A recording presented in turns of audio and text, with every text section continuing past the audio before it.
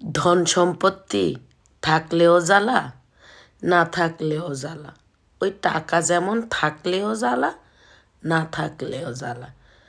আজকের এই কথাগুলো অনেক ভাই বোনের খুব ভালো লাগবো, আবার অনেক ভাই বোনের ভালো লাগতো না। আমগো বৃদ্ধ মা, বৃদ্ধ বাবা মায়ের দায়িত্ব বা কর্তব্য, কয়জন মা বাবার দায়িত্ব কর্তব্য ও যারা ভালো তারা পালন করে, যারা কুলাঙ্গার তারা কখনো পালন করে না। বড়ি বড়ি ভিডিওর মধ্যে দেখি, তাহলে মা বাবা বৃদ্ধাশ্রমে থাকতো না। আজকে ওই সকল মা বাবার উদ্দেশ্যে একটা কথা বলুম, ধন সম্পত্তি থাকলেও জ্বালা, না থাকলেও জ্বালা।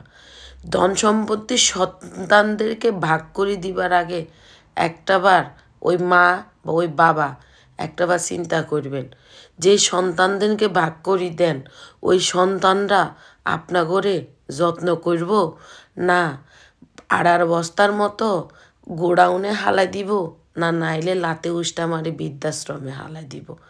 ধন সম্পত্তি ভাগাভাগি করে দিবার আগে একটাবার চিন্তা করবেন, নিজের জন্য একটু হলেও সম্পত্তি রাখবেন, যেন আপনার বৃদ্ধ বয়সে আপনার কোনো সন্তানের ঘাড়ের উপরে আপনি বোঝা না হইতে পারেন।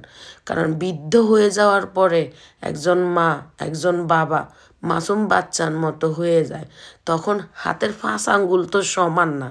সব সন্তান যে মায়ের সেবা করব, বা সব সন্তানের হুতের বউ যে মায়ের সেবা করব, এমন কিন্তু কথা নাই।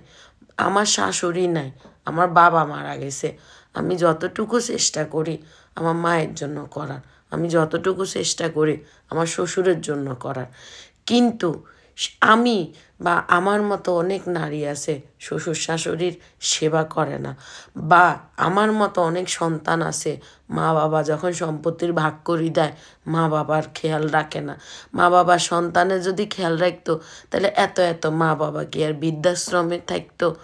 ওই মা ওই বাবার উপরে আমার একটাই কথা, সম্পত্তি যখন ভাগ করে দিবেন অন্তত নিজের জন্য একটু সম্পত্তি রাখবেন, যেন বৃদ্ধ বয়সে আপনি মরে গেলে তো তখন ওই সম্পত্তি ভাই বোনে বা আপনার সন্তানে ভাগ করে নিব, কিন্তু আপনি জীবিত থাকতে যেন আপনি কষ্ট না করেন। ওই যে একটা কথা আছে না, ঠেলাঠেলির গড় খোদায় রক্ষা কর।